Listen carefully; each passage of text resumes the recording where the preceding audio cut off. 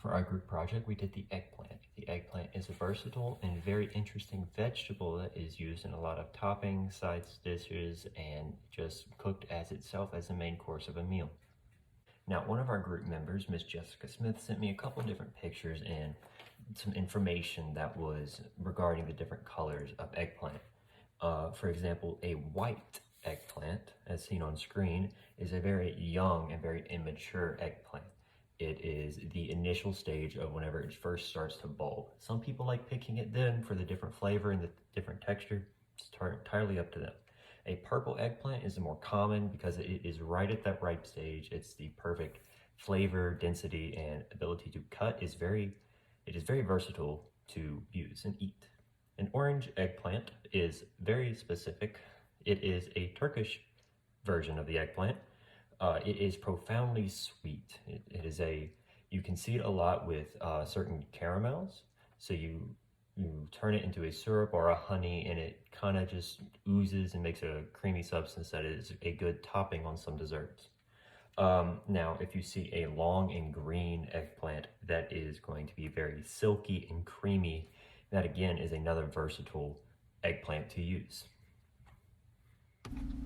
Eggplants come with a lot of health benefits. For example, it helps with your bone health, it increases brain function, specifically because it contains phytonutrients, which increases blood flow, thus helping memory, and it helps with your heart health. They're also very nutrient dense, meaning it doesn't take much energy to break it down. So 1 cup of eggplant has 5 grams of carbs, 3 grams of fiber, 1 gram of protein, 5% potassium, 4% vitamin K, 3% vitamin C, and vitamin A. And they're also very low in calories. There are several different ways to eat eggplant.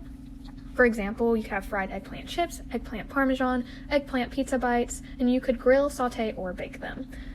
And to pick out a good eggplant, you want to make sure it has a dark purple color, no bruises, and the plant should bounce back when it's pressed softly. For our recipe, we decided to do eggplant chips. You start with 2 whole eggplants, remove the cap, and cut them into quarters. You're then going to want to slice them. We decided to use a mandolin in this case because it's a little bit easier to do it that way.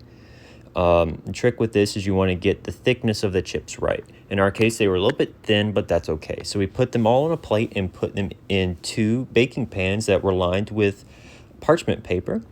And then once they are in a thin rows on the pan, you are going to coat all of the eggplant slices with olive oil. You are then going to coat the chips with garlic powder, as you see here. And this is all up to the person seasoning them because sometimes some chips got too much garlic, sometimes some didn't get enough. It's all up to the person who seasons them. Then you're going to coat them with a little bit of black pepper on each one. And that's just to add for a little bit of more range of flavor into it. And I decided to experiment with it a little bit and put tahini on 1/2 of one of the pans just to experiment with the flavor just a little bit. And then you're going to put salt. And yes, that does look pretty bad because I put a little bit of salt on that one piece, but that's okay. Now, once you have them all on a pan and you don't coat them with salt, put them in the oven. Make sure that the oven is preheated to 450 degrees. You are then going to cook the chips for about 10 to 15 minutes. Now, the trick is that if they are too thin, they will burn. That happened to one of the pans that we did. I had cut the chips too thin, so that pan had to go into the garbage.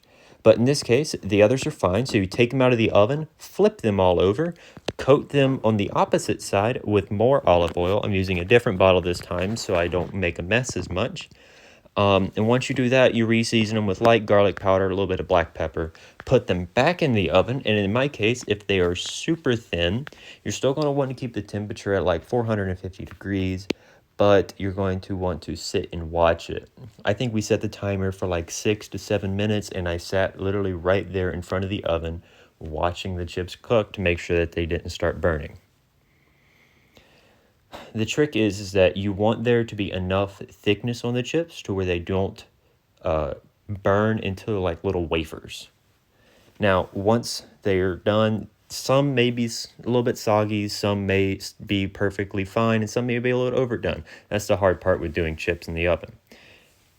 And that gets you the perfect eggplant chip. I prefer to serve it with marinara sauce. Maybe you could do ketchup or mustard or something, and it works perfectly fine. It's a good snack, and it's also a very good appetizer should you want to do that.